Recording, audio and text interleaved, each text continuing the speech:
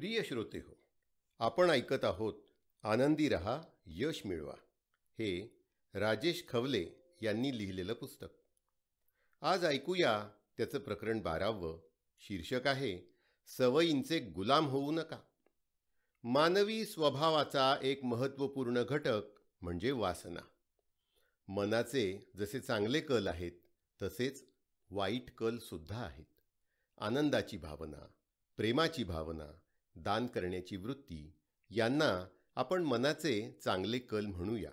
तर क्रोध, मत्सर, वासना, अहंकार हे मनाच्या वाईट कलाचे निदर्शक आहेत. संत महात्म्यांनी सांगून ठेवलंय, वासनेच्या संगे जन्म घेणे लागे. जो कोणी वासनेच्या आहारी गेला त्याचा विनाश झाल्याचंच आपल्याला दिसून येतं. वासना ही कधीही पूर्ण होऊ शकत नाही. आपण वासनेच्या आहारी जाणं आणि वासनेने आपल्याला अधिकाधिक खोल गर्तेत घेऊन जाणं असं काहीसं होतं. जे वासनेच्या पाशात अडकतात त्यांची कधीही मुक्ती होत नाही. जीवनात अशा व्यक्तींना कधीही आनंद आणि यश प्राप्त होत नाही. पिंजऱ्यात अडकलेली व्यक्ती किंवा वासनेच्या पाशात अडकलेला मनुष्य या दोघांची ही अवस्था सारखीच म्हटली पाहिजे. जगातून गुलामगिरी प्रथेचं उच्चाटन झालं असलं तरी वासना ही मनुष्याला आपली गुलाम करते. जो कोणी वासनेच्या आहारी गेला समाजात त्याची प्रतिष्ठा नाहीशी होते. त्यामुळे जीवनात ज्याला आनंद आणि यश प्राप्त करायचं आहे त्याने आपण वासनेच्या आहारी जाणार नाही याची काळजी घेतली पाहिजे. जन्मतः मनुष्य स्वतंत्र आहे. स्वतंत्र प्राणी म्हणून, स्वतंत्र व्यक्तिमत्व म्हणून जगण्याचा त्याला पूर्ण अधिकार आहे. कोणीही कुणावर बाह्य गुलामगिरी लादत नाही. मात्र आपल्यामध्येच एक गुलामगिरीची व्यवस्था अस्तित्वात आहे. आपल्यातल्या वाईट प्रवृत्तीचे आपण सहज गुलाम होतो. त्यातलीच एक वाईट प्रवृत्ती म्हणजे व्यसन. जो व्यसनापासून वाचला त्याचा मुक्तीचा मार्ग मोकळा झाला. आयुष्यामध्ये ज्याला सुखी व्हायचं आहे त्याने व्यसनाच्या आहारी जाऊ नये. व्यसन किंवा सवयीचा गुलाम झालेला मनुष्य चांगल्या वाईटामध्ये भेद करू शकत नाही. कारण ज्याची सवय किंवा ज्या गोष्टीचं व्यसन आपल्याला लागलेलं असतं ती आपल्याला परमप्रियच वाटत असते. तंबाखू किती घाण, तिचा दुर्गंध घेववत नाही. परंतु तंबाखूचं व्यसन लागलेले लोक मात्र तंबाखू अगदी आनंदाने खातात. दारू खरं पाहिलं तर सडलेल्या फळापासून काढली जाते.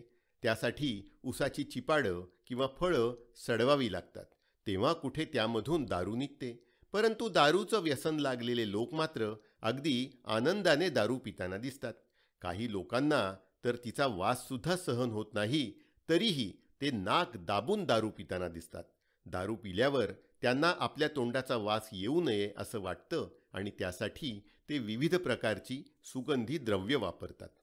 सामान्यतः व्यक्तीला ज्या गोष्टीचं व्यसन लागतं ती गोष्ट त्याला प्रिय वाटू लागते आणि मग जगाच्या दृष्टीने ती वस्तू कितीही घाणेरडी का असेना.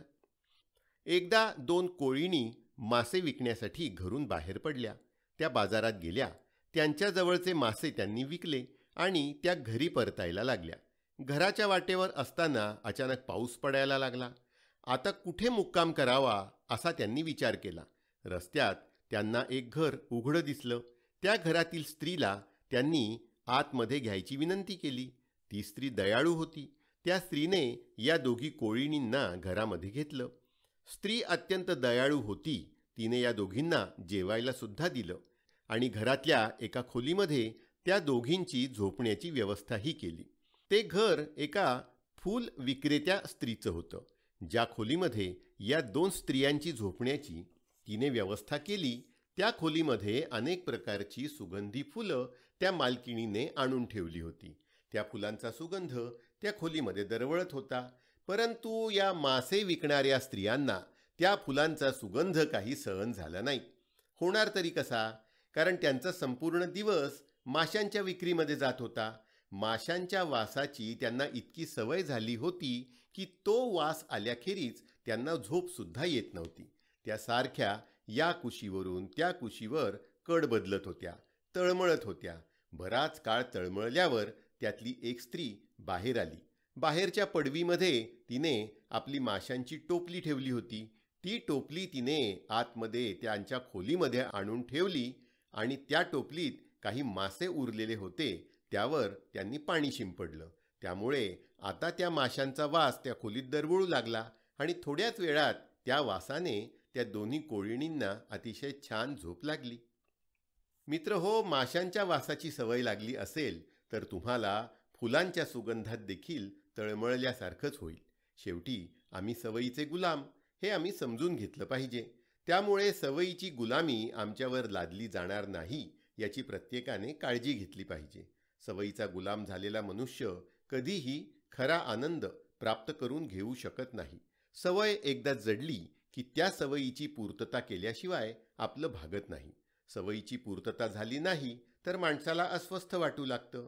अन्य कोणत्याही गोष्टीत त्याचं मन लागत नाही. कित्येकदा जे आठवायचं आहे ते सुद्धा त्याला आठवत नाही. सवयीचा गुलाम असलेल्या माणसाच्या वाट्याला सातत्याने अपयशच येतं आणि त्यामुळे त्याला आनंद प्राप्त होऊ शकत नाही. एकदा एका कोर्टामध्ये एक मजेशीर प्रसंग घडला. त्या कोर्टात एक निष्णात आणि कसलेला वकील होता. तो जवळजवळ प्रत्येकच खटला जिंकत असे.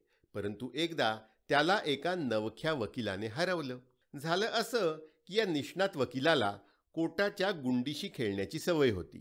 हे त्या नवख्या वकिलाने हेरलं होतं. हा वकील आपले कपडे कोणत्या धोब्याकडे धुवायला आणि इस्त्री करायला टाकतो हे त्याने आधीच जाणून घेतलं होतं.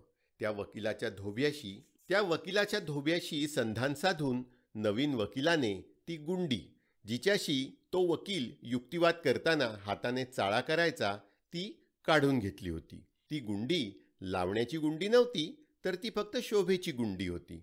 वकील युक्तिवादाकरता कोर्टात उभा राहिला आणि युक्तिवाद करत असताना मिलॉर्ड असं म्हणत सवयीप्रमाणे त्याचा हात त्या कोटाच्या गुंडीजवळ गेला. बघतो तर काय, आज तिथे गुंडीच नव्हती. त्यामुळे त्याला सारखं अस्वस्थ वाटू लागलं. त्याला सवयच झाली होती ना युक्तिवाद करताना त्या कोटाच्या गुंडीशी खेळण्याची, आणि आज ती गुंडी काही त्याला मिळाली नाही. त्याला पुढचे शब्दसुद्धा आठवत नव्हते. या भानगडीत तो अगदी चांगला युक्तिवाद सुद्धा करू शकला नाही. त्या नवख्या वकिलाने त्या कसलेल्या वकिलाला युक्तिवादात हरवलं. का? कारण तो निष्णात वकील कोटाच्या गुंडीशी खेळण्याच्या सवयीमुळे ती केस हरला. विशिष्ट पद्धतीने काम करून घेण्याची सवय लागणं ही बाबसुद्धा वाईटच म्हटली पाहिजे.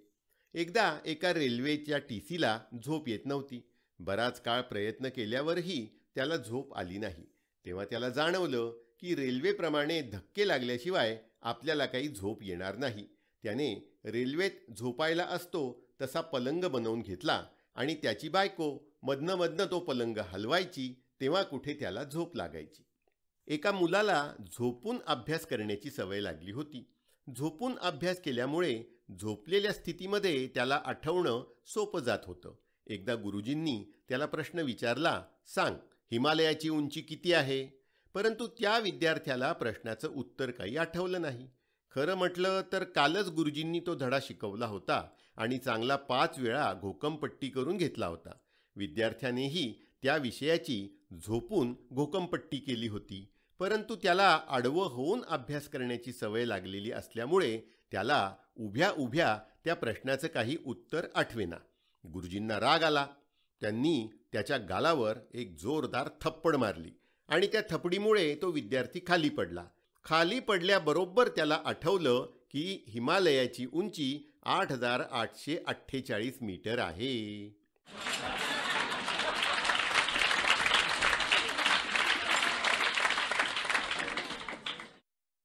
हे उदाहरण कदाचित अतिशयोक्तीचं असेल, परंतु असंबद्ध मात्र निश्चितच नाही. सवयीमुळे आपल्याला विशिष्ट गोष्टीची किंवा परिस्थितीची आवड निर्माण होते. मग त्याशिवाय आमचं भागत नाही. इंग्रजीमध्ये यालाच आम्ही कंडिशनिंग असं म्हणतो. उदाहरणार्थ, एखाद्याला एसीमध्ये झोपण्याची सवय जडली असेल तर तो एसी शिवाय झोपू शकणार नाही. सकाळचा चहा मिळाला नाही तर अंगात चैतन्य येत नाही असं सांगणारी कित्येक माणसं आपल्याला भेटतात. थोड्याफार फरकाने ही सवयीची गुलामीच आहे. सवयीची गुलामी जोपर्यंत आम्ही मोडून काढत नाही तोपर्यंत आम्ही खऱ्या अर्थाने आनंदी आणि समाधानी जीवन जगू शकत नाही. व्यसन कोणतंही असो ते वाईटच, कारण व्यसन आपल्याला माणूस म्हणून जगू देत नाही. ज्याला व्यसन लागलं तो पशुवत झालाच म्हणून समजा. मानवाचं खरं सामर्थ्य त्याच्या विवेकबुद्धीत आहे. एरवी जन्माने मनुष्य पशुच आहे, परंतु मनुष्याजवळ विवेकबुद्धी असल्याने काय चांगलं काय वाईट याचा निर्णय तो करू शकतो. परंतु व्यसनांच्या आहारी एकदा का मनुष्य गेला की त्याची विवेकबुद्धी संपुष्टात येते. त्यामुळे व्यसन लागण्यापूर्वी ते लागूच न देणं हा खरा उपाय. रोग होऊन बरा करण्यापेक्षा रोग होऊ न देणं ही चांगली उपचार पद्धती. परंतु प्रत्येकालाच हे शक्य होणार नाही. आमच्यातील कित्येक जण व्यसनांच्या आहारी जातात. आधी ते दारू पितात आणि मग दारू त्यांना पिते. एकदा एका गावातल्या तरुण मुलाला दारूचं व्यसन लागलं. त्याला त्याच्या नातेवाईकांनी समजावून सांगितलं, हे व्यसन वाईट आहे, सोड ही सवय. शेजाऱ्या पाजाऱ्यांनी समजावून सांगितलं. आई वडील तर आधीच समजावून थकून गेले होते, पण मुलाने काही ऐकलं नाही. शेवटी कोणाला तरी कळलं की या मुलाचं त्याच्या काकावर विशेष प्रेम आहे आणि त्याच्या काकांनी जर त्याला सांगितलं तर तो जरूर ऐकेल. मग सर्वांनी त्याच्या काकांना विनंती केली की तुम्ही तुमच्या पुतण्याला समजावून सांगा की दारू पिणं हे अत्यंत वाईट आहे. काकांनी ते मान्य केलं आणि त्याला दारू पिण्याचे तोटे समजावून सांगितले. त्याला दारू सोडण्याची विनंती केली. पुतण्या तयार झाला, पण त्याने एक अट टाकली. तो म्हणाला की तुमच्या सांगण्यावरून मी दारू सोडेल, परंतु तुम्ही एकदा तरी दारू पिऊन पहा. काकांनी विचार केला की मी जर एकदा दारू पिऊन पुतण्याची आयुष्यभराची दारू सुटत असेल तर काय वाईट आहे. आपल्या पुतण्याची दारू सुटावी म्हणून काकांनी एकदा दारू पिली. परंतु पुढे काय झालं हे फार महत्त्वाचं आहे. पुतण्याची दारू तर सुटली नाहीच, परंतु एकदा दारूची चव चाखलेले काका पुतण्याला म्हणाले, तुला दारू सोडायची असेल तर तू सोड, मी मात्र दारू सोडणार नाही.